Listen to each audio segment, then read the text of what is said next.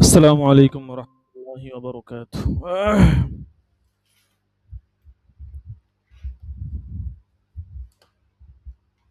আল্লাহু আকবার।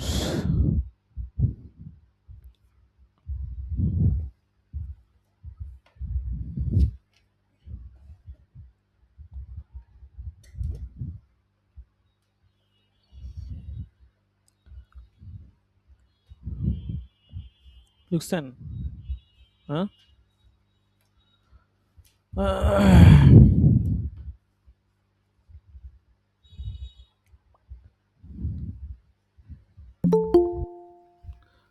কোন জায়গা থেকে ছিল? ওয়া আম্মাল হাজ্জু না? হুম? ওয়া আম্মান নিয়াতু ফিল হজ্জ। আচ্ছা। ফোনে নেই চার্জ।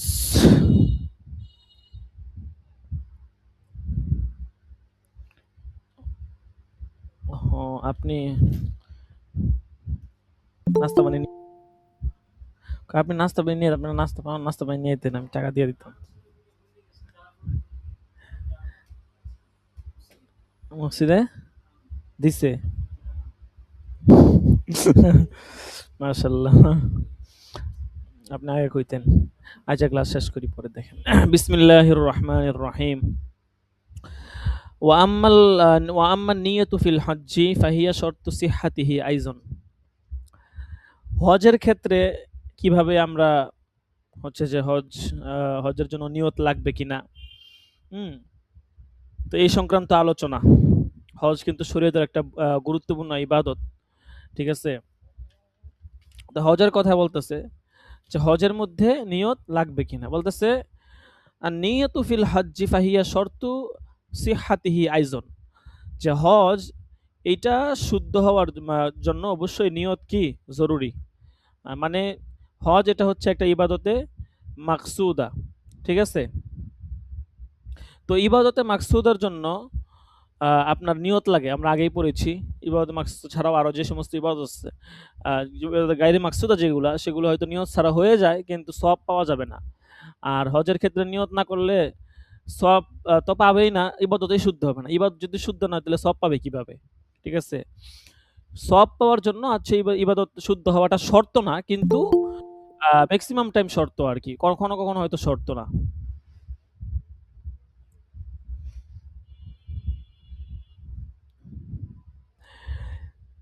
বলতেছে ফরজান কানা আও নফলান, বলতেছে ফরজ হোক অথবা নফল হোক, সর্বাবস্থায় আপনার হজের জন্য কি লাগবে? নিয়ত লাগবে। হজ এর অর্থ কি? হজ মানে হচ্ছে আল কসদু, ইচ্ছা করা, বা আল ইরাদাতু, ইচ্ছা করা, ঠিক আছে? আল কসদু বা আল ইরাদাতু, এটা হচ্ছে হজের অর্থ। আর পরিভাষায় হজ বলা হয় কসদু বাইতিল্লাহিল হারামি লিআদাই আমালিন মাকসুসাতিন। লেখেন না, পরীক্ষায় পরে আসলে পরে করতে দিবেন।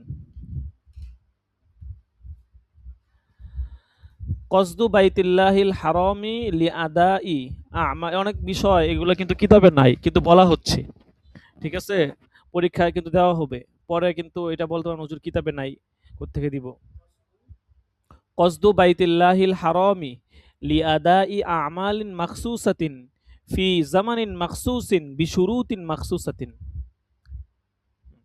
কসদু বাইতিল্লাহিল হারামি লিআদাই আমালিন মাখসুসাতিন, যে নির্দিষ্ট শর্ত সাপেক্ষে নির্দিষ্ট সময়ে আমল আদায়ের উদ্দেশ্যে বাইতুল্লাহ শরীফ গমন করাকে হজ বলা হয়। কসদু বাইতিল্লাহিল হারাম লিআদাই আমালিন মাখসুসাতিন ফি জামানিন মাখসুসিন বিশুরুতিন মাখসুসাতিন। হুম, আচ্ছা, যাই হোক, এটা হচ্ছে হজের আপনার শর্ত।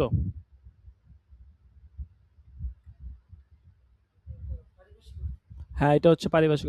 আবিধানিক অর্থ হচ্ছে আল কসদু আল ইরাদাতু আর কি, ঠিক আছে? হজের রুকুন হচ্ছে তিনটা। এক নম্বর হচ্ছে আল ইহরামু, ইহরাম বাঁধা। 2 নাম্বার হচ্ছে আল উকুফু বিআরাফা, আরাফায় অবস্থান করা। 1 নাম্বার হচ্ছে ইহরাম বাঁধা, 2 নাম্বার হচ্ছে উকুফ বিআরাফা, 3 নাম্বার হচ্ছে তোয়াফে জিয়ারত। এই 3টা হচ্ছে হজের রুকুন। আর হজের ওয়াজিব হচ্ছে আপনার অনেকগুলো ওয়াজিব আছে, ঠিক আছে? উল্লেখযোগ্য হচ্ছে মুজদালিফা অবস্থান করা, ঠিক আছে? সাফা মারওয়ায় সাই করা, জামরায় কঙ্কর নিক্ষেপ করা, মাথা মুন্ডন করা, মিকাত থেকে ইহরাম বাঁধা, ঠিক আছে? আর হজের শর্ত পড়ছি আমরা 5টা। মুসলিম হওয়া, 1 নাম্বার হচ্ছে মুসলমান হওয়া। আল ইসলামু, 2 নাম্বার হচ্ছে আল বুলুগু, 3 নাম্বার হচ্ছে আল আকলু, 4 নাম্বার হচ্ছে আল হুররিয়াতু, 5 নাম্বার হচ্ছে আল ইস্তিতাআতু। এই 5টা হচ্ছে হজের শর্ত। যাই হোক, প্রাথমিক কিছু আলোচনা গেল। দেখেন, কিতাব ধরেন। ওয়াল উমরাতু কাযালিকা, বলতেছে উমরাটাও এমন। ওয়ালা তাকুনু ইল্লা সুন্নাতান ওয়াল মানজুরু কাল ফরজ। এগুলো তো আপনার হচ্ছে যে আপনার এগুলো এমন না যে আপনারা পড়েন নাই। উমরা, তারপর হচ্ছে হজ, নজর, এগুলো কম বেশি অন্যান্য কিতাবাদিতে গেছে। কাজে এগুলো সম্পর্কে আমরা আর বিস্তারিত আলোচনা করব না, আমরা মূল কিতাব ধরি। বলতেছে ওয়াল উমরাতু কাযালিকা, উমরাটাও এমন, মানে উমরার জন্য কি লাগবে? নিয়ত লাগবে। ওয়ালা তাকুনু ইল্লা সুন্নাতান, বলতেছে এটা সুন্নতেই হয়। ওয়াল মানজুরু কাল ফরজি, মানে উমরা সুন্নত হয়, উমরা ফরজ হয় না। উমরা কি ফরজ কখনো শুনছেন? উমরা সর্বদা কি হয়? সুন্নতেই হয়। ওয়াল মানজুরু কাল ফরজি, বলতেছে মানজুর মানে মান্যতের হজ, কাল ফরজি মানে ফরজ হজের মতোই। মান্যতের হজের বিধান ফরজ হজের মতোই। ওয়ালাউ নাজারা হাজ্জাতাল ইসলামি লা তালজামুহু ইল্লা হাজ্জাতুল ইসলামি কামা লাউ নাজারাল উযহিয়াতা, বলতেছে যদি হজের মান্যত করে তাহলে তার উপর ফরজ হজেই কি হবে? আবশ্যক হবে। যেমন কুরবানির মান্যত করলে, যদি বলে যে আমি একটা গরু কুরবানি দিব, তাহলে কুরবানির মান্যত করলে কি আবশ্যক হবে? কুরবানি আবশ্যক হবে, ঠিক আছে? ওয়াল কাযাউ ফিল কুল্লি কাল আদাই মিন জিহাতি আসলিন নিয়াতি, বলতেছে ওয়াল কাযাউ ফিল কুল্লি কাল আদাই মিন জিহাতি আসলিন নিয়াতি। এই কুল দ্বারা উদ্দেশ্য হচ্ছে রোজা, হজ, উমরা, এগুলো আর কি। যে এই সবগুলোর ক্ষেত্রে নিয়ত হিসাবে সবগুলোর মধ্যেই বলতেছে আদা এবং কাজা এটা হচ্ছে বরাবর, ঠিক আছে? ওয়াল কাজা উফিল কুল্লি, সবগুলোর মধ্যেই কাজাটা বরাবর কাল আদা, আদার মধ্যে, মানে আদার ক্ষেত্রে যেরকম নিয়ত করতে হয় কাজার ক্ষেত্রেও কি করা লাগবে? নিয়ত লাগবে। মিন জিহাতি আসলি নিয়তে, নিয়ত এর দিক থেকে আর কি, ঠিক আছে? তাইলে নিয়ত হিসাবে আদা কাজা এখানে বরাবর, এখানে কোনো কি নাই, পার্থক্য নাই। আচ্ছা, এরপর দেখেন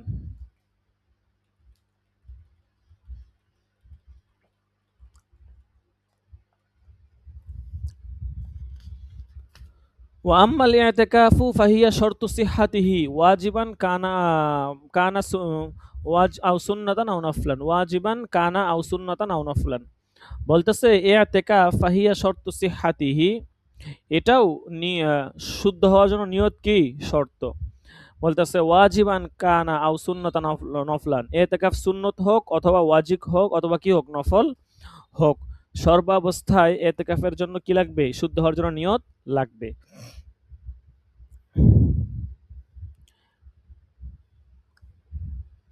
এখানে এতেকাফের পারিভাষিক এবং শাব্দিক অর্থটা এবং হচ্ছে এতেকাফের প্রকারভেদ, এটা একটু লিখে রাখেন। দেখেন, আল ইতিকাফু ফিল লুগাতি আল লুবসু ওয়াল মাকসু। আল ইতিকাফু ফিল লুগা আল লুবসু মানে হচ্ছে অবস্থান করা, ওয়াল মাকসু, হ্যাঁ হ্যাঁ সাদি, আল লুবসু ওয়াল মাকসু ওয়াল মুওয়াজাবাতু আলা শাই, মানে কোনো কাজে লেগে থাকা, ঠিক আছে?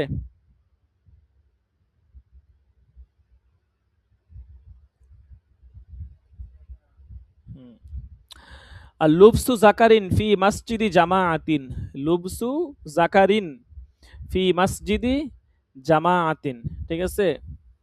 মাসজিদি জামাআতিন, পুরুষের জন্য অবস্থান করা, ফি মাসজিদি জামাআতিন, জামাতের মসজিদে, আও লুবসু ইমরাআতিন, লুবসু ইমরাআতিন ফি মাসজিদি বাইতিহা বিনিয়াতিন। ঠিক আছে? অথবা সংক্ষিপ্ত লিখতে পারেন আল-লুবসু ফিল মাসজিদি বিনিয়াতিন মাখসুসাতিন। এটা হচ্ছে সংক্ষিপ্ত। আল-লুবসু ফিল মাসজিদি বিনিয়াতিন মাখসুসাতিন, যে আল্লাহর ইবাদতের উদ্দেশ্যে নির্দিষ্ট নিয়তে মসজিদে অবস্থান করাকে ইতিকাফ বলা হয়। ইতিকাফ হচ্ছে ৩ প্রকার: ওয়াজিব ইতিকাফ, সুন্নত ইতিকাফ, আর একটা হচ্ছে মুস্তাহাব ইতিকাফ। ঠিক আছে? ওয়াজিব ইতিকাফ হচ্ছে মান্যতের ইতিকাফ। সুন্নত ইতিকাফ হচ্ছে রমজান মাসের শেষ দশকে যে ইতিকাফ, এটা হচ্ছে সুন্নত ইতিকাফ। ঠিক আছে? আর নফল ইতিকাফ এটা হচ্ছে ১ মুহূর্ত। মসজিদে ঢুকে ইতিকাফের নিয়ত করলে ১ সেকেন্ড ১ মুহূর্ত যেটা, এটাই ইতিকাফ হতে পারে। মুস্তাহাব বা নফল আরকি। ঠিক আছে?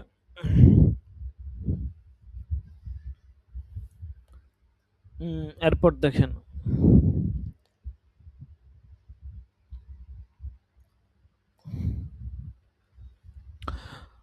আম্মাল কাফারাতু ফান্নিয়াতু শর্তু সিহহাতিহা ইতকান আও সিয়ামান আও ইতআমান। বলতেছে কাফারা ফান্নিয়াতু শর্তু সিহহাতিহা ইতকান আও সিয়ামান আও ইতআমান। অর্থাৎ যত ধরনের কাফারা আছে, কাফারাত বহুবচন, যত ধরনের কাফারা আছে তা সহি হওয়ার জন্য নিয়ত শর্ত। ঠিক আছে? কাফারা মানে শুদ্ধ হওয়ার জন্য কি লাগবে? নিয়ত লাগবে। ইতকান আও সিয়ামান আও তাআমান বলতেছে এটা গোলামবাজি আজাদ করার সাথে সম্পৃক্ত হোক, আও সিয়ামান রোজার কাফারা হোক, রোজা সংশ্লিষ্ট হোক, আও ইতআমান কিংবা খাবার খাওয়ানোর সাথে কোনো ফকির মিসকিনকে খাবার খাওয়ানো, যেটাই হোক কাফারার জন্য কি লাগবে? নিয়ত লাগবে। হ্যাঁ, কাফারার জন্য কি লাগবে? নিয়ত লাগবে। ঠিক আছে?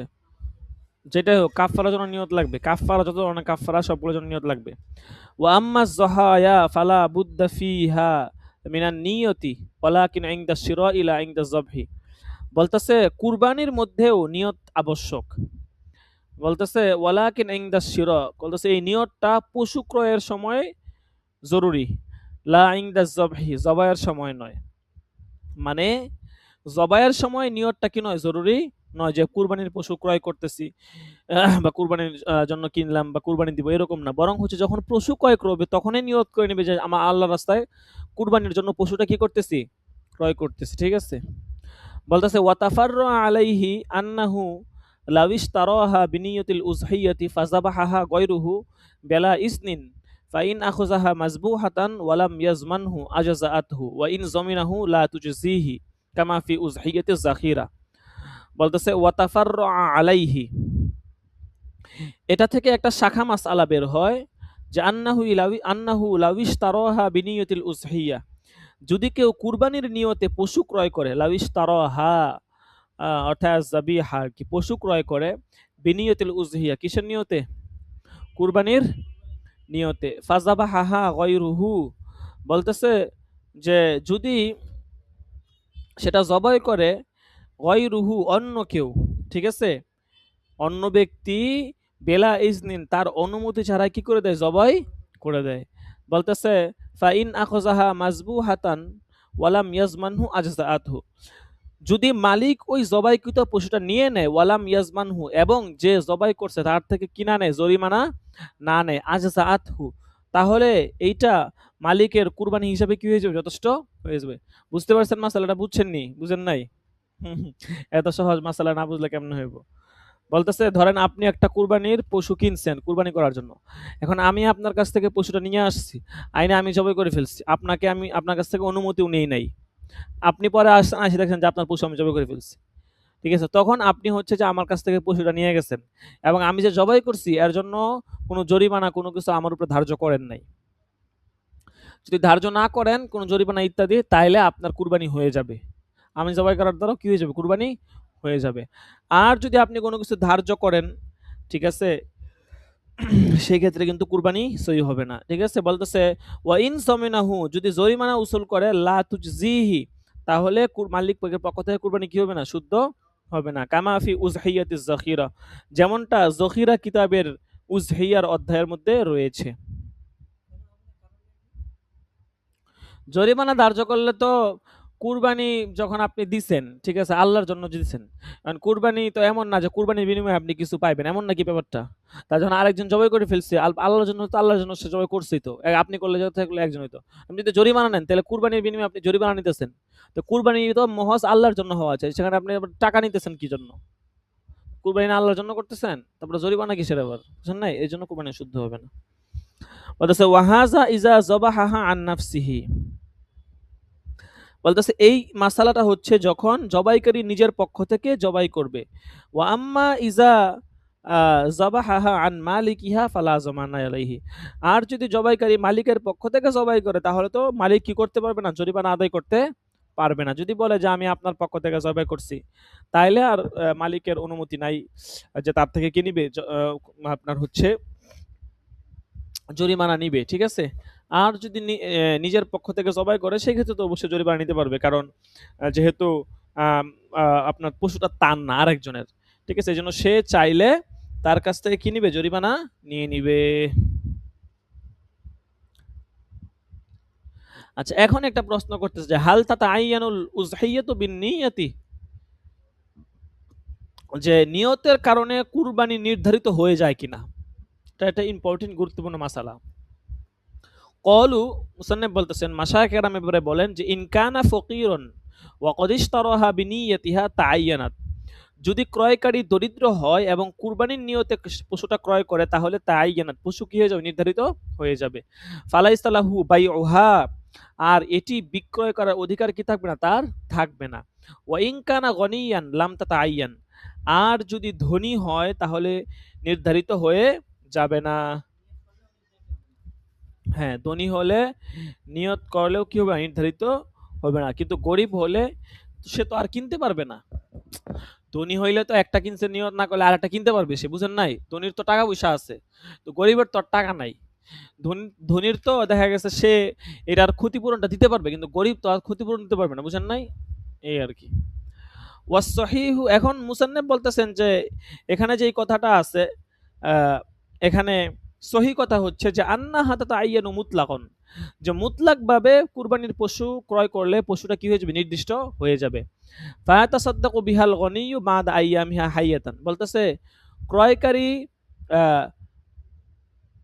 ধনী হোক অথবা গরিব হোক সর্বাবস্থায়, ফায়াতাসাদ্দাকু বিহাল গনিয়্যু, ধনী ব্যক্তি যদি সেই পশুটি জবাই না করে, বলতেছে তাহলে কুরবানির দিন যদি অতিবাহিত হয়ে যায় তাহলে সে জীবিত সদকা করে দেওয়া তার জন্য কি হবে? আবশ্যক হবে।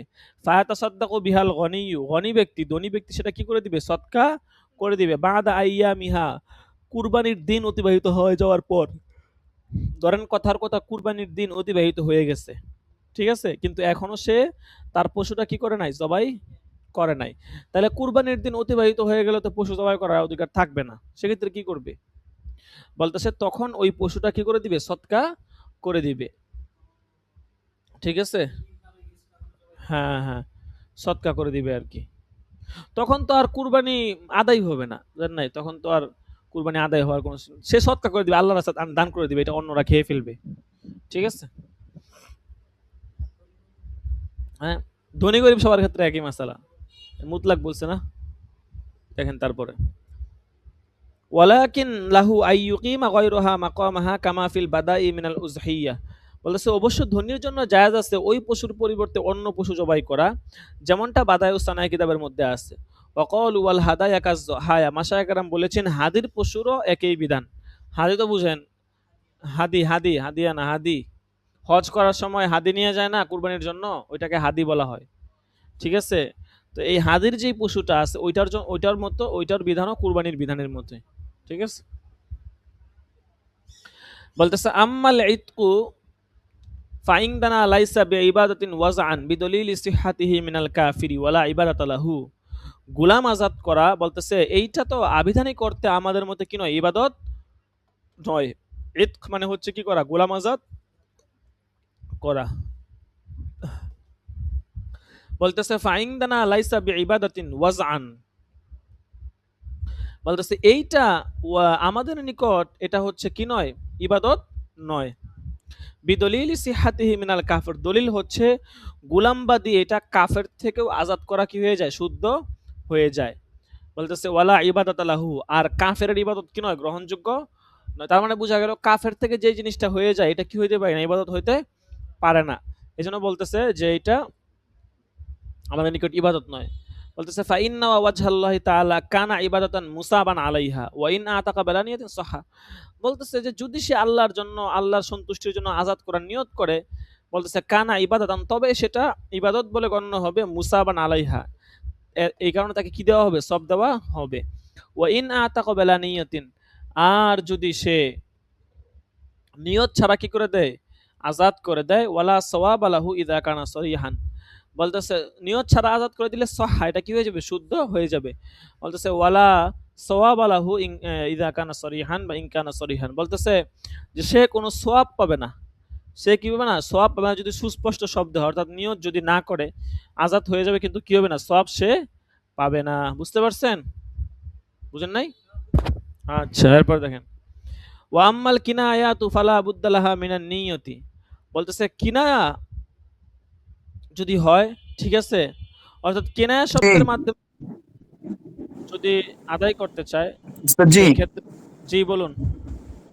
একটা প্রশ্ন আছে, প্রশ্নটা হচ্ছে যে গোলাম আজাদকা যদি ইবাদত না হয়, তাহলে ইবাদত না হলে সেটা সওয়াব পাবো কিভাবে? আরে যদি এখানে তো ইবাদত না হয়। না, এখানে আপনি বুঝান নাই প্রশ্নটা, কিতাবের ব্যাপারটা ধরতে পারেন নাই। এখানে তো বলছে যে ফাইন্না ওয়া ওয়াজহাল্লাহ, প্রথমে বলছে গোলাম আজাদ করাটা ইবাদত না, ইবাদত যেহেতু জি, কাফের থেকে শুদ্ধ হয়ে যায়, কিন্তু পরে বলছে যে গোলাম আজাদ করার দ্বারা যদি সে আল্লাহর সন্তুষ্টি লাভ করতে চায়, কারণ একটা গোলাম আজাদ করলে গোলামের যে বিধান হুর ব্যক্তির এক বিধান না, হুর ব্যক্তির বিধানের সাথে গোলামের বিধানের সাথে অনেক কি আছে, পার্থক্য আছে। তো বলতেছে যদি সে গোলাম আজাদ করার দ্বারা আল্লাহর সন্তুষ্টি চায়, তখন কানা ইবাদাতান, তখন সেটা ইবাদত হয়ে যাবে। দেখেন কিতাবে তো আছে ফাইন্না ওয়াজহাল্লাহি তাআলা কানা ইবাদাতান, তখন সেটা ইবাদত হয়ে যাবে। আর যখন ইবাদত হবে বলতেছে মুসাবান আলাইহা, তখন কি দেওয়া হবে, সওয়াব দেওয়া হবে। বুঝতে পারছেন? জি। হ্যাঁ হ্যাঁ, যদি আল্লাহ তারা সন্তুষ্টির নিয়ত করে তখন সেটা ইবাদত হবে এবং সওয়াব দেওয়া হবে। আর যদি এমনিতে সন্তুষ্টি না, মানে এমনিতে আজাদ করছি, কোনো আল্লাহ সন্তুষ্টি না, এমনি আজাদ করে দিচ্ছি, তখন আর সওয়াব পাবে না। তাহলে কাফেরের ক্ষেত্রে কি, তাহলে কাফেরের ক্ষেত্রে কি ইবাদতের নিয়ত করা যাবে? না না, সওয়াবের নিয়ত করা যাবে? কাফের তো সে আল্লাহকে বিশ্বাস করে না, কাফের তো সে আল্লাহ সন্তুষ্টি সে দেখবেই না, সে তো আল্লাহকে বিশ্বাস করে না, সে আজাদ করবে কিভাবে? গোলাম যদি কাফের হয়, আপনি যদি আজাদ করে, এইটা আপনি মাসালাটা মনে হয় সেটাই বুঝতেছেন। বলছি। আমি যখন গোলাম গোলাম, কাফের হ্যাঁ, আমি মুসলিম, যখন এইটা গোলামকে আজাদ এখানে করবো, গোলাম যদি কাফের হয়, না না, এখানে গোলাম যদি গোলাম কাফের হয়, কাফের, আমি গোলামকে আজাদ করবো তখন। না না, এখানে গোলাম কাফের মুসলিম এইটা কথা না, এখানে কথা হচ্ছে আজাদকারীর হালত বলতেছে। বুঝতে পারছেন? হ্যাঁ, এইটাই তো আজাদকারীর হালত বলতেছে, এখানে গোলাম কি কাফের নাকি মুসলমান এটা নিয়ে কোনো কথা না। বুঝতে পারছেন? উস্তাদ জি, আজাদকারী যদি হ্যাঁ, কাফের হয়, তাহলে তো ইসলামী শরিয়ায় তার তার বিষয়ে আলোচনা করার প্রয়োজন নাই। এইটা আরে প্রয়োজন না, এই জন্যই তো মুসান্নেফ বলতেছে যে কাফের দেখেই তো তার এখান থেকে যখন সে আজাদ করতেছে তখন এটা ইবাদত হয় না, যেহেতু কাফের থেকে শুদ্ধ হয়ে যাইতেছে। বুঝেন নাই? কিতাবে তো বলতেছে না, প্রয়োজন নাই, মানে আমার আমার আপনাকে আমার কথা হচ্ছে, আমরা তো নিয়তের আলোচনা করতেছি, এটা হচ্ছে ইবাদতের সাথে সম্পর্কিত। এখন হ্যাঁ, কাফেরের তো ইবাদত বা নিয়ত কাফের তো এখানে সম্পর্ক না। মুসান্নেফ তো কাফেরের কথা বলেও নাই, মুসান্নেফ কাফেরের মাধ্যমে দলিল দিতেছে যে একটা কাফের যদি একটা কাজ করে সেখানে তো দেখা গেছে কাজটা শুদ্ধ হয়ে যাইতেছে কিন্তু নিয়ত লাগতেছে না, তার মানে বোঝা গেল জিনিসটা ইবাদত না। কাফের ব্যক্তি কত কাজ করে, তাহলে তার অনেক কাজ, যেমন কাফের ব্যক্তি গোলাম আজাদ করলে সেটা শুদ্ধ হয়ে যায়, বোঝা গেল যে কাফের ব্যক্তি যেহেতু এই কাজটা করছে আর শুদ্ধ হয়ে গেছে, তার মানে ইবাদত হইতে পারে না, এইটা মুসান্নেফ দলিল দিতেছে। বুঝতে পারছেন? মুসান্নেফ এটা দলিল দিয়ে বুঝাইতেছে যে গোলাম আজাদ করা এটা স্বতন্ত্র কোনো ইবাদত না, যদি স্রেফ আজাদ করে। এটার দলিলটা কি? এটার দলিলটা হচ্ছে কাফের ব্যক্তি যখন গোলামটা আজাদ করে দেয় তখনও আজাদ হয়ে যায় তখন, এবং কাফের ব্যক্তি যদি কোনো ভালো কাজ করে এর দ্বারা কি সে সব পায়? পায় না। বুঝেন নাই? সে তো সব পায় না, কিন্তু তার কাজটা তো শুদ্ধ হয়ে গেল। হ্যাঁ, কিন্তু এটাই বুঝাইতেছে যে যেহেতু কাফের থেকে আজাদ হওয়া শুদ্ধ হয়ে গেছে, তার মানে এটা স্বতন্ত্র কোনো কি নয়, ইবাদত নয়। তবে ইবাদত হতে পারে যদি মুসলমান ব্যক্তি সে যদি আল্লাহর সন্তুষ্টির জন্য কি করে, নিয়ত করে। বুঝতে পারছেন আপনি?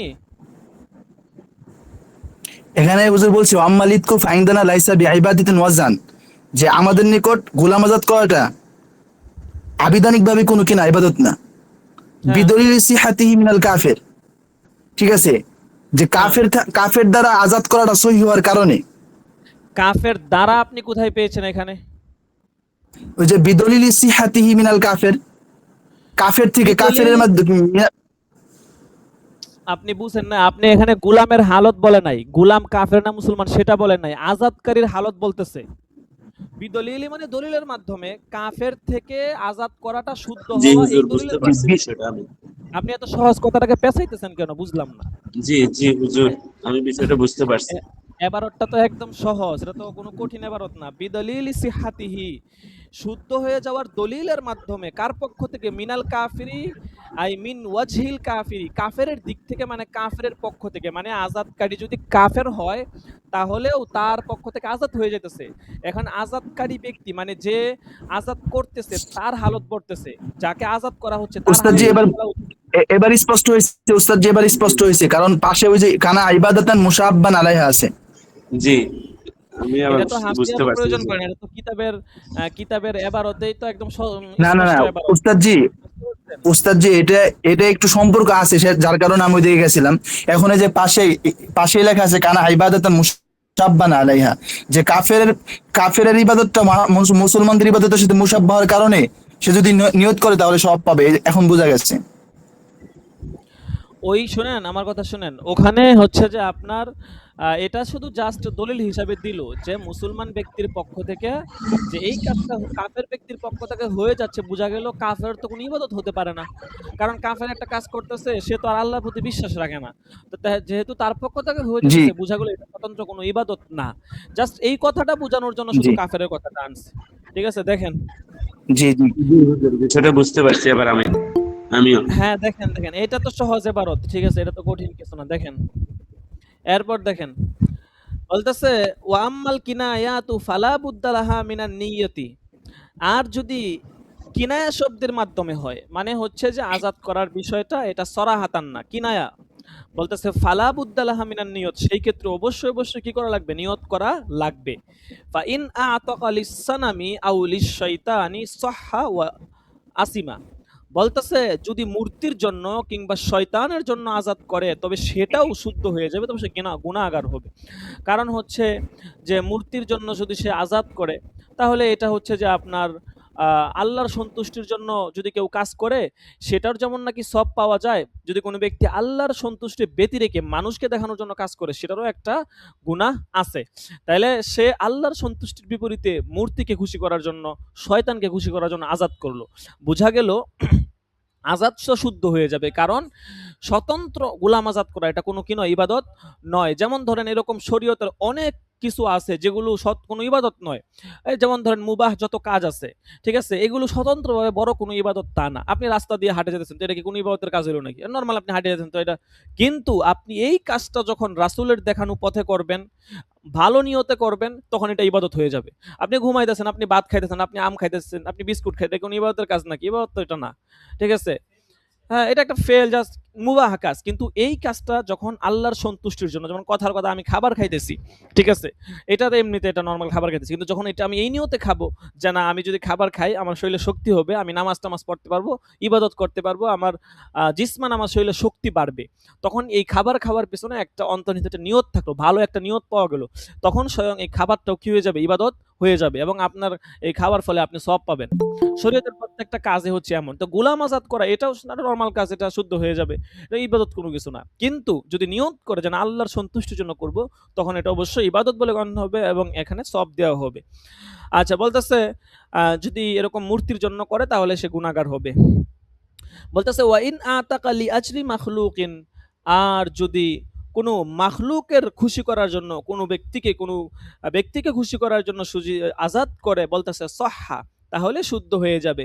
ওয়া কানা মুবাহান লা সওয়াবা ওয়ালা ইসমা। বলতেছে মাখলুককে খুশি করার জন্য আজাদ করে সেটা শুদ্ধ হবে এবং এটা মুবাহ হবে। কারণ সে একটা হচ্ছে যে মাখলুককে খুশি করার জন্য, মানে উদ্দেশ্য হচ্ছে মাখলুকের তরে করতেছে ব্যাপারটা এমন না। মানে জাস্ট ঠিক আছে আপনি খুশি থাকলে আমি আজাদ করে দিলাম। ঠিক আছে? এখানে কেমন যেন আপনার তার জন্য উৎসর্গ করেছে ব্যাপারটা এমন না। জাস্ট তার খুশির জন্য তাকে আজাদ করে দিছে। তখন এটা নরমালি অনেক কাজ করে যে ভাই আপনি খুশি? ভাই ঠিক আছে যান। এরকম আরকি। তো এটা নরমাল কাজ হবে এবং এটা মুবাহ কাজ হবে যে ঠিক আছে মাখলুকের জন্য করেছে, যা সমস্যা নাই। কিন্তু এটা সওয়াব পাবে না। ঠিক আছে? ওয়ালা ইসমা আলাইহি, গুনাহও হবে না। ওয়ায়ামবাগি আন ইউখাসসাসাল ই'তাকু লিস-সানা ইযা কানাল মু'তিকু কাফিরন। বলতেছে আজাদ করাটাকে মূর্তির সাথে খাস করা, এইটা সেই ক্ষেত্রে হওয়া উচিত যখন আজাদকারী কাফের হবে। অর্থাৎ এই যে আজাদ করা, মুসান্নেফ যে এখানে একটা মাসালা বলল যে ইদা আতাকাল ইসসানামি, যখন কোনো ব্যক্তি মূর্তির জন্য আজাদ করে, তাহলে মুসলমান তো কখনো কি হইতে পারে না, মূর্তির জন্য আজাদ করতে পারে না। কারণ মুসলমান তো আল্লাহকে রব হিসেবে মানে, সে তো মূর্তির জন্য সে আজাদ করবে না, এবং মূর্তির সামনে সে তো মূর্তি বলে কিছু বিশ্বাস করে না। বলতেছে যেহেতু এখানে এই কথাটা বলা হলো, বোঝা গেল আজাদ করাটা এটা মূর্তির সাথে খাস করাটা এটা সেই ক্ষেত্রে হওয়া উচিত ইখসাসুল ইতাকুল সানাম, এই সনামের জন্য ইতাকটা খাস হওয়াটা, এটা বলছে বিমা ইদা কানাল মুতিকু কাফিরন, যখন আজাদকারী ব্যক্তি কাফের হয়। ঠিক আছে। আম্মাল মুসলিমু ইযা আতাকা লাহু কাসিদান তাযীমাহু কাফারা কামা ইয়ানবাগি আন ইয়াকুনা আল ইতাকু লিমাখলুকিন মাকরুহান ওয়াত তাদবীরু ওয়াল কিতাবাতু কাল ইতকি। বলতেছে যেমন মুসলমান, ঠিক আছে, আর যদি মুসলিম ব্যক্তি সে মূর্তির নামে তাকে তাজিম করার উদ্দেশ্যে যদি সে আজাদ করে, তাহলে সে কি হয়ে যাবে? কাফের হয়ে যাবে। হ্যাঁ হ্যাঁ, কারণ মুসলমান ব্যক্তি সে মাথা নত করবে একমাত্র আল্লাহর দরবারে, সে মানুষের দরবারে কেন মাথা নত করবে?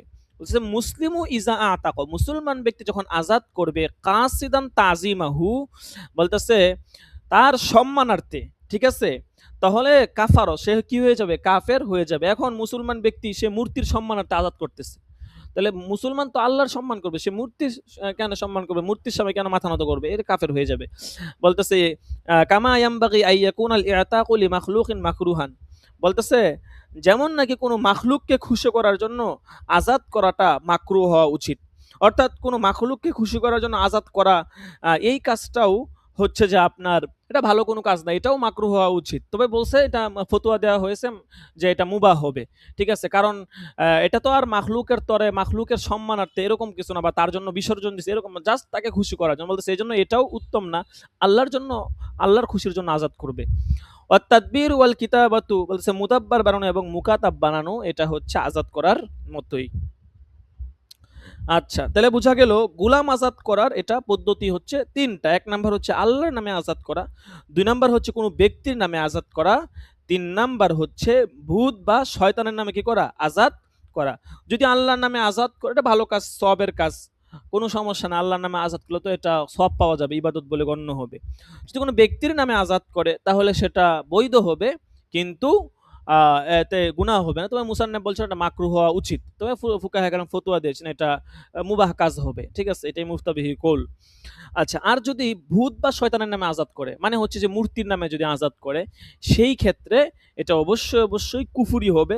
কোনো হচ্ছে যে আপনার যদি কোনো ব্যক্তি সে যদি আপনার ভূত বা শয়তানের নামে আজাদ করে, ঠিক আছে, তাহলে অবশ্যই সে আপনার কি হয়ে যাবে? যদি এর দ্বারা তার গায়রুল লাগে, অবশ্যই গায়রুল লাগে তাজিম করার উদ্দেশ্য হবে, হ্যাঁ, তাহলে সে কি হয়ে যাবে? কাফের হয়ে যাবে। তবে সকল অবস্থায় গুলামটা কি হয়ে যাবে? আজাদ হয়ে যাবে। কারণ আজাদের যে মূল রুকুন ইজালাতুর রাকাবা, মানে মালিকানা দূর হওয়া, এটা পাওয়া যায়। ঠিক আছে, এটা যেহেতু পাওয়া যায়, এই জন্য যে অবস্থায় হোক আজাদ কি হয়ে যাবে? হয়ে যাবে, কোনো সমস্যা নাই। আচ্ছা, এরপর বলতেছে কত বাজে? 54 বাজে গেছে, শেষের দিকে দেখি কতটুকু আছে।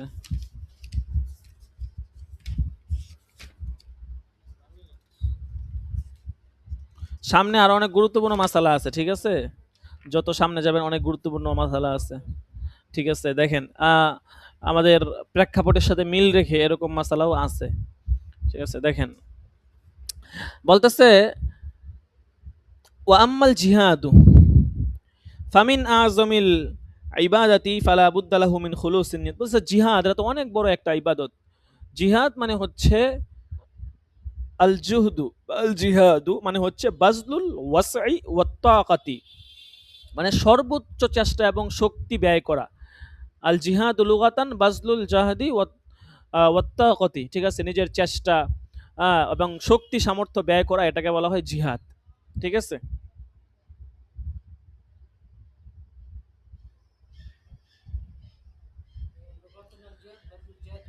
বাজলুল জুহদি ওয়াত তাকাতি, ঠিক আছে। আর আল জিহাদু ফিল ইসতিলাহি বাজলুল ওয়াসঈ ফি কিতালিল কুফফারি ওয়া ইআলাই কালিমাতিল্লাহি তাআলা বিন নাফসি ওয়াল মালি ওয়াল লিসানি ওয়া গায়রিহা। বাজলুল ওয়াসঈ ফি কিতালিল কুফফারি ওয়া ইআলাই কালিমাতিল্লাহি তাআলা বিন নাফসি ওয়াল মালি ওয়াল লিসানি ওয়া গায়রিহা। যাই হোক, আল্লাহর দ্বীনকে সমুন্নত করার জন্য জানমাল, কথা এবং অন্যান্য উপায়ে সর্বোচ্চ চেষ্টা সাধনা করাকে বলা হয় জিহাদ। আর জিহাদের রুকুন হচ্ছে আল কিতালু ফি সাবিলিল্লাহ, আল্লাহর রাস্তায় কি করা? জিহাদ করা। হুম? না না, কিলতাটা খাস, ঠিক আছে। আর যাই হোক, দেখেন বলতেছে এটা তো অনেক বড় একটা ইবাদত, ঠিক আছে। এটার জন্য অবশ্যই অবশ্যই নিয়ত লাগবে, ঠিক আছে। এখানে আর অনেক আলোচনা আছে, দেখেন ওইদিকে আর না যাই, ঠিক আছে। দেখেন এখানে জিহাদের প্রকারভেদ, জিহাদের সংজ্ঞা, অনেক বিস্তারিত আলোচনা আছে, যেগুলো আপনারা নিজেরা দেখে নিন। দেখেন ওয়া আম্মাল ওয়াসিয়াতু ফাকাল ইতকি ইন কাসাদাত তাকাররুবা ফালাহু সওয়াবু ওয়া ইল্লা ফাহিয়া সহিহাতুন ফাকাত। বলতেছে ওসিয়ত এটা আজাদ করার মতো, মানে আজাদ করার যে বিধান, ওসিয়তের সেম বিধান। ইন কসাদাত তাকাররুবা, যদি এর দ্বারা তাকাররুবের নিয়ত করে, ফালাহু সওয়াবু, তবে সওয়াব হবে, ওয়া ইল্লা ফাহিয়া সহিহাতুন ফাকাত, অন্যথায় এটা জাস্ট সহিহ হবে আর কি, ঠিক আছে। ওয়া আম্মাল ওয়াকফু ফালাইসা বিইবাতিন ওয়াজআন বিদলিলি সিহাতিহি মিনাল কাফির। ওই আবার আগের কথা, ঠিক আছে। বিদলিলি সিহাতিহি মিনাল কাফির, যে ওয়াকফটা এটা ফালাইসা বিইবাদাতিন, এটাও কোনো ইবাদত নয়। বলতেছে ওয়াজআন, এটাও হচ্ছে যে আপনার আবিধানিকভাবে এটাও কোনো ইবাদত নয়। বিদলিল সিহাতিহি মিনাল কাফির, কারণ কাফের থেকেও এই ওয়াকফটা কি হয়ে যায়? শুদ্ধ হয়ে যায়। কোনো কাফের ব্যক্তি সেও যদি ওয়াকফ করে তাইলেও ওয়াকফ কি হয়ে যায়? আবার কোনো মুসলমান সেও ওয়াকফ করলে কি হয়ে যায়? শুদ্ধ হয়ে যায়। বোঝা গেল এই ওয়াকফ করা এটা স্বতন্ত্র কোনো কি নয়, ইবাদতের কাজ নয়। তবে ইন্নাওয়াল কুরবাতা, যদি এর দ্বারা কুরবতের নিয়ত করে, আল্লাহর সন্তুষ্টির জন্য নিয়ত করে, ঠিক আছে, যে এখানে আমি ওয়াকফ করতে একটা মসজিদ হবে, একটা মাদ্রাসা হবে, একটা দ্বীনি প্রতিষ্ঠান হবে, ফালাহুস সওয়াবু, তাহলে অবশ্যই সওয়াব পাবে। ওয়া ইল্লা ফালা, অন্যথায় শুদ্ধ হয়ে যাবে কিন্তু সওয়াব পাবে না। তার মানে বোঝা গেল যে আপনার এইটার সাথে অনেক বড়, নিয়তের সাথে এই সমস্ত ইবাদতের অনেক বড় কি আছে? সম্পর্ক আছে, ঠিক আছে। বলতেছে ওয়া আম্মান নিকাহু, আর বিবাহ, ফাকালু ইন্নাহু আকরাবু ইলাল ইবাদাতি। বলতেছে বিবাহ এটা তো অনেক বড় একটা ইবাদত, ঠিক আছে। এটাও ইবাদতের বেশি নিকটবর্তী, কারণ বিবাহ এটা হচ্ছে যে আপনার দিন পরিপূর্ণতার হচ্ছে যে আপনার কেমন যেন, যে বিবাহ করে নিল সে কেমন যেন তার দিনকে পরিপূর্ণ করে নিল, ঠিক আছে। তাহলে বিবাহটা এটা বলতেছে এটা অনেক বড় গুরুত্বপূর্ণ একটা ইবাদত। বলতেছে কেন? বলতেছে মুসান্নিফ বলতেছে যে হাত্তা, এমন কি যে আন্নাল ইশতিগালা বিহি আফজালু মিনাত তাখাল্লি লিমাহজিল ইবাদাতি ওয়া হুয়া ইনদাল ইতিদাল। আচ্ছা, বলতেছে যে শুধুমাত্র ইবাদতের নিয়তে একাকী থাকা এটার চেয়ে বিবাহ করাটা কি অধিক উত্তম। বুঝতে পারছেন? মানে বিবাহ করাটা এইটা শুধুমাত্র ইবাদতের নিয়তে একাকী থাকা থেকে 1000 গুণ উত্তম, ঠিক আছে। আপনি ইবাদতের নিয়তে একাকী আছেন, একা একা থাকতেছেন, বলতেছে এইটার চেয়ে বিবাহ করে নেওয়াটা কি 1000 গুণ উত্তম, ঠিক আছে। কারণ বিবাহের দ্বারা ফিতনার দরজা কি হয়ে যায়? বন্ধ হয়ে যায়। হ্যাঁ, এটা হানাফি, এটা হানাফি শাফি না, কেন শাফি কোনো ইখতিলাফ করছে নাকি? কোথায় লেখা আছে? হুজুর ইমাম শাফি রহমতুল্লাহ এটার বিরুদ্ধে আর কি। কি বলছেন উনি? উনি বলছে যে মানে শুধু ইবাদতের জন্য মানে বিবাহ না করা এটা উত্তম, হ্যাঁ হ্যাঁ, বিবাহ উনি করা এটা হচ্ছে। বলছে, হ্যাঁ হ্যাঁ, উনি বলছে এই কথা, ঠিক আছে। হুম হুম। তবে এটা তো উনাদের মাযহাবের কথা, কিন্তু আমাদের মাযহাবে তো ঠিক আছে, ইবাদত অবশ্যই বিবাহে করাটা 1000 গুণ উত্তম, ঠিক আছে, শুধু ইবাদতের চেয়ে। ওয়া হুয়া ইনদাল ইতিদালি সুন্নাতুন মুআক্কাদাতুন। বলতেছে এইটা হচ্ছে যে আপনার ইতিদাল অবস্থায়, অর্থাৎ কোনো ব্যক্তি যদি ভারসাম্যতা রক্ষা করতে পারে, যে নরমাল তার দ্বারা কোনো হারাম কাজের সম্ভাবনা নাই, যদি এরকম হয় তাহলে সুন্নাতে মুআক্কাদা। এটা 5 প্রকার ধরা যায় হুকুমটা। 1 নাম্বার হচ্ছে ফরজ। যদি কোনো ব্যক্তি জিনায় লিপ্ত হওয়ার পূর্ণ আশঙ্কা থাকে এবং সে বিবাহ করতে পারতেছে না, এর দ্বারা সে প্রতিনিয়ত গুনার শিকার হচ্ছে, ঠিক আছে। এইটা যে কোনো ধরনের গুনাহ হইতে পারে, মানে বিবাহ সংক্রান্ত গুনাহ আর কি, ঠিক আছে। এই সংক্রান্ত গুনাহ যদি হয় সেই ক্ষেত্রে হচ্ছে যে এই সংক্রান্ত গুনাহ তার দ্বারা পাওয়া যাচ্ছে, সেই ক্ষেত্রে অবশ্যই যেহেতু জিনায় লিপ্ত হওয়ার আশঙ্কা আছে এবং পূর্ণ বিশ্বাস হচ্ছে তার আরকি, তাহলে তখন বিবাহ করাটা ফরজ। ২ নাম্বার হচ্ছে ওয়াজিব, যখন জিনায় লিপ্ত হওয়ার পূর্ণ আশ্বাস না হয়, কিন্তু সে ভাবতেছে যে আমি হচ্ছে যে আ নিজেকে গুনাহ থেকে বাঁচাইতে পারবো না। তো বর্তমানে তো মানুষের উপর ১ম টাই। কারণ আশঙ্কা আর কে করে? ঠিক আছে? পূর্ণ বিশ্বাস সবারই তো একটা বিশ্বাস থাকে। কে এত বড় বুজুর্গ হয়ে গেছে যে সে বিবাহ করবে না আর সে সমস্ত গুনাহ থেকে হেফাজত থাকবে। এটা আসলে কঠিন কাজ। ঠিক আছে? এই জমানায় এমন ব্যক্তি তো আছে, তবে খুব কম পাওয়া যাবে আরকি। ঠিক আছে? যাই হোক, বলতেছে যদি এরকম হয় যে জিনায় লিপ্ত হওয়ার আশঙ্কা না থাকে, নরমাল সে তার দৃষ্টিকে হেফাজত করতে পারবে, তার নজরকে হেফাজত করতে পারবে, তার কলবকে হেফাজত করতে পারবে, তার কথাবার্তা, আচার-আচরণ, হাত, পা সবকিছুকে হেফাজত করতে পারবে। যদি এরকম হয়, হ্যাঁ? তাইলে বলতেছে যদি আপনার পূর্ণ বিশ্বাস না হয় আরকি, কিন্তু দৃষ্টি এবং চিন্তা চেতনা হেফাজত করা সম্ভব না হয়, সেই ক্ষেত্রে কিন্তু অবশ্যই ওয়াজিব তার জন্য। আর যদি নিজের উপর পূর্ণ বিশ্বাস হয় যে সে গুনাহ করে ফেলবে, তখন ফরজ। আর সুন্নতে মুআক্কাদা যখন হচ্ছে যে তার আপনার বিবাহকারী ব্যক্তির যদি স্ত্রীর মোহর, তার যেই খরচাদি আছে এগুলো দেওয়ার ক্ষমতা রাখে এবং স্ত্রীর প্রতি সে জুলুম করবে না, এই আশঙ্কা যদি না থাকে, ঠিক আছে? কাজেই এখান থেকে একটা মাসালা বলে দেই, সেটা আপনারা ধরে নিন। সেটা হচ্ছে যে বর্তমান সময়ে অনেক সময় দেখবেন যে অনেক মানুষ আ অনেক কারণে বিভিন্ন ডিপ্রেশনের মধ্যে ভোগে আরকি। ডিপ্রেশন মানে বুঝেন না? চিন্তা অনেক পেরেশানির মধ্যে থাকে আরকি। ঠিক আছে? এটা তার ব্যক্তিগত কোনো বিষয় হতে পারে, অর্থনৈতিক বিষয় হতে পারে, বিভিন্ন কারণে হতে পারে। তো সে যদি এরকম কোনো চিন্তা চেতনার মধ্যে ভুগে, ঠিক আছে? অনেক সময় কারো সাথে রিলেশনে থাকলে, হ্যাঁ? দেখা গেছে এরকম অবস্থা হয়। তো দেখেন, এটা এখানে যেটা বলা উদ্দেশ্য, যদি এরকম হয় যে সে আ হচ্ছে যে আপনার তার অবস্থাটা এমন, সে এখন বিবাহ করলে স্ত্রীর হকটা সে পরিপূর্ণভাবে আদায় করতে পারবে না। যারা এই অবস্থার শিকার হয়েছে তারাই বলতে পারবে। আ তো এরকম যদি হয় এবং দেখা গেছে সে একটা নারীতে সে আসক্ত হয়ে গেছে এবং সে অন্য নারী তার কাছে ভালো লাগতেছে না। পরিস্থিতিটা এমন হয়ে গেছে এবং সে যদি কাউকে বিবাহ করে সে তার হক আদায় করতে পারবে, তাকে ভালো লাগবে, তার সাথে থাকতে পারবে। এই পরিস্থিতিও তার মাঝে এখন নাই। ঠিক আছে? এরকম বহুত লোক দেখা আছে। তো এরকম যদি হয়ে যায় তাইলে কিন্তু মানে বিবাহটা হচ্ছে যে আপনার সাবধানে করা লাগবে। ঠিক আছে? অনেক সময় এমন হয়, ২ টা অনেক সময় এমন হয় যে এটা ভুক্তভোগীর অবস্থা এমন হয় যে সে বুঝতেছে যে আমি যদি অন্যত্র বিবাহ করে নেই, তাইলে হয়তো আমার মধ্যে যেই একটু খারাপ লাগা বা ইত্যাদি, ইত্যাদি বিষয়গুলো আছে এগুলো হয়তো দূর হয়ে যাবে এবং আমি একটা এতেদালের সাথে হচ্ছে যে আমি সংসার জীবনে পা রাখতে পারবো এবং আমি সংসার করতে পারবো। স্ত্রীর প্রতি কোনো অবিচার হবে না। এরকম তার নিজের প্রতি আত্মবিশ্বাস থাকে যে না পারবো। যদিও আমার একটা ব্যাকগ্রাউন্ড আছে কিন্তু আমি ভালো কিছু পারবো। তখন তো সমস্যা নাই। কিন্তু যদি এরকম হয়ে যায় না এটা সম্ভব না, আমার কোনোভাবেই এটা আসলে হবে না। তাইলে কিন্তু অবশ্যই তার এর থেকে বিরত থাকা চাই। ঠিক আছে? কারণ বিবাহ করবেন, স্ত্রীর হক নষ্ট হবে। আপনি স্ত্রীর সাথে সুন্দর করে কথা বলবেন না, হাসি ঠাট্টা করবেন না। ঠিক আছে? দেমাক দেখাবেন। এইটা তো হতে পারে না। ঠিক আছে? এজন্য এরকম যদি সম্ভাবনা থাকে তাহলে অবশ্যই বিরত থাকা চাই। আর এই যে মাকরু হবে, ঠিক আছে? যদি এরকম আশঙ্কা থাকে যে হয়ে যেতে পারে আরকি। আর যদি পূর্ণ বিশ্বাস হয় যে না আমি যদি এখন বিবাহ করি, ওইযে যাদের কথা বললাম, এটা কখন পাওয়া যাবে? কথার কথা সে অন্য কোনো মেয়েতে আসক্ত ছিল। ঠিক আছে? বা অন্য কোনো খারাপ কাজে লিপ্ত ছিল বা অন্য যেকোনো একটা, এখন সে চিন্তা করতেছে আমি এই মুহূর্তে যদি বিবাহ করে ফেলি, তাহলে অবশ্যই হচ্ছে যে আমি আ মানে আমার স্ত্রীর হক রক্ষা করতে পারব না। ঠিক আছে? কাজেই ওই অবস্থা থেকে মুক্তি লাভের পর স্ত্রীর দিকে যাবে এবং ওই অবস্থা থেকে মুক্তি লাভের জন্য আল্লাহর কাছে দোয়া করবে, আল্লাহর কাছে কান্নাকাটি করবে। আল্লাহ তাআলা তার দিলকে ঘুরাইয়া দিবে। এবং যখন সে নিজে বুঝতে পারবে যে আমার দিলের হালত পরিবর্তন হইছে, আমি এখন বিবাহ করতে পারবো। ঠিক আছে? কাজেই ওই অবস্থা যদি কারো মধ্যে বিদ্যমান থাকে কখনো, আপনাদের বন্ধু-বান্ধব, ভাই-ব্রাদার যারাই হোক তাদেরকে এই মাসালা অবশ্যই শুনিয়ে দিবেন। এবং অনেকেই বলে যে বিয়ে-শাদী করে ফেলো। সব ঠিক হয়ে যাবে। না ভাই, এটা ঠিক না। বললাম তো বিয়ে-শাদী করলে অনেক সময় ঠিক হয়ে যায়। এবং তার যদি নিজের আত্মবিশ্বাস থাকে যে না আমি হচ্ছে খারাপ অবস্থা যাচ্ছে, আচ্ছা বিয়ে-শাদী করলে হয়তো ঠিক হয়ে যাবে। যদি এরকম আত্মবিশ্বাস থাকে না হয়ে যাবে, তাইলে অবশ্যই করবা। আর যদি আত্মবিশ্বাস না থাকে যে না, না এটা সম্ভব না। মানে আমার যে পরিস্থিতি, আমার যে সিচুয়েশন, আমি রাত্রে ঘুমাইতে পারিনি এই সেই। আমার বিয়ে-শাদী করলে মনে হয় আমার ঠিক হবে না। নিজের প্রতি কোনো নাই, কন্ট্রোল নাই। তাইলে কিন্তু কোনোভাবেই তার জন্য বিয়ে-শাদী করে আরেকটা মেয়ের জীবন নষ্ট করা এটা কোনোভাবেই বৈধ হবে না।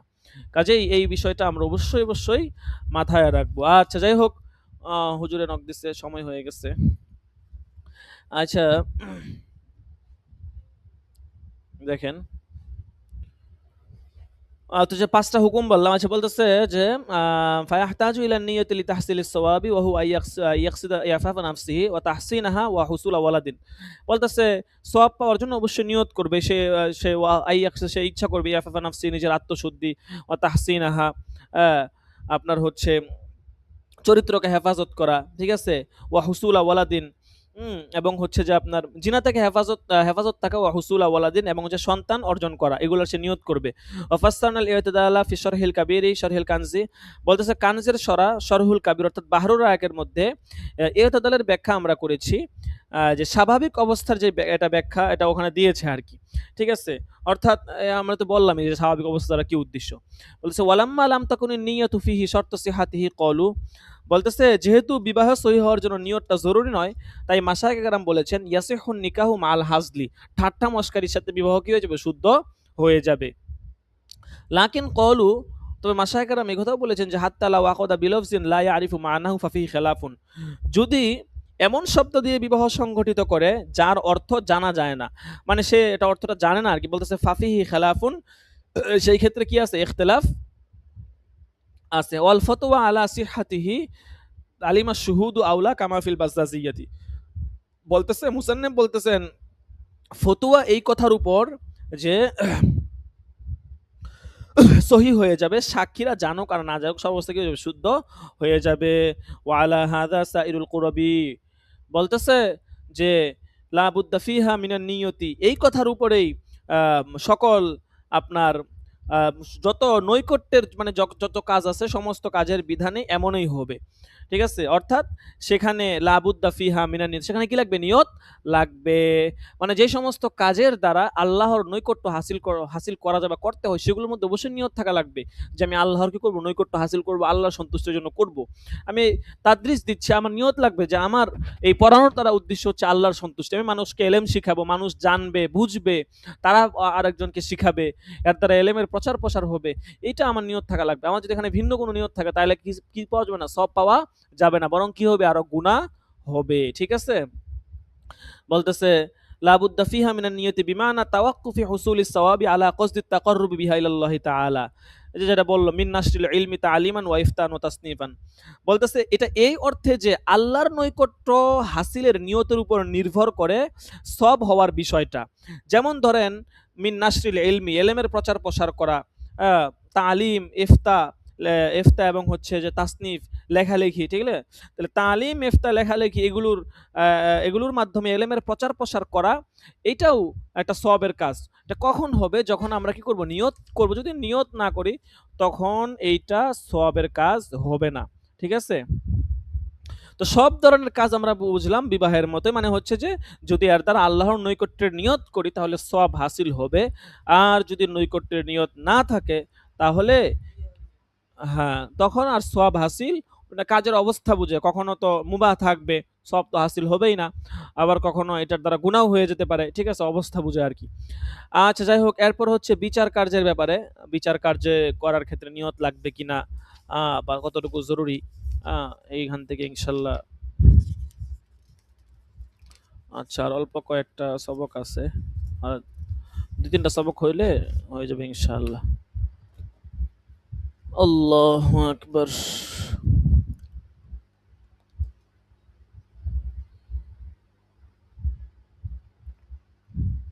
তাহলে ওয়াম্মাল কাজাও এখান থেকে ইনশাআল্লাহ আগামী সপ্তাহে হবে।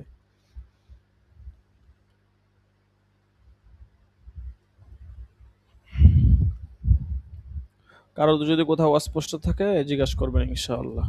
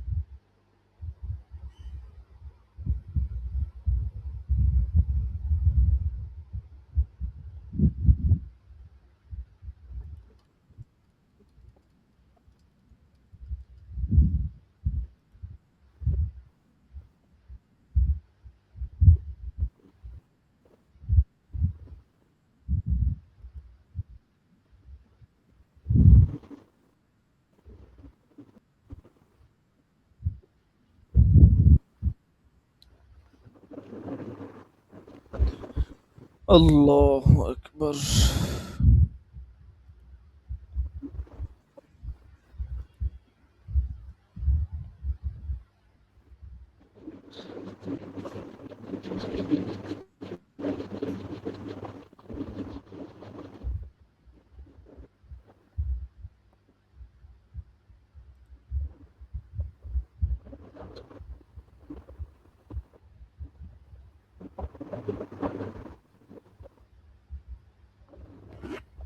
السلام عليكم ورحمة الله وبركاته.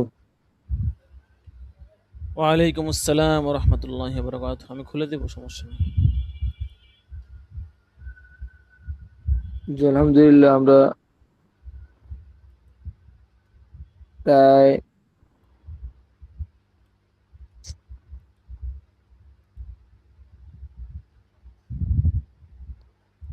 গত সপ্তাহে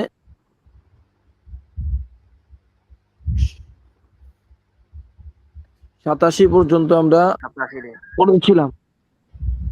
87। আজকে 88 থেকে ইনশাআল্লাহ শুরু হবে, 100 পর্যন্ত শেষ করে দেব ইনশাআল্লাহ। التعيين بالعرف كالتعيين بالنص. التعيين بالعرف মানে সমাজে প্রচলনের মাধ্যমে কোনো কিছু নির্ধারণ করা, এরা নসের নির্ধারণ করার মতো। অর্থাৎ কোনো কিছু যদি এরকম হয় যেটা শরীয়তের মধ্যে আছে, সমাজের মধ্যে এরকম কিছু প্রচলন আছে যেটা শরীয়তের বাহিরে না, তখন এটা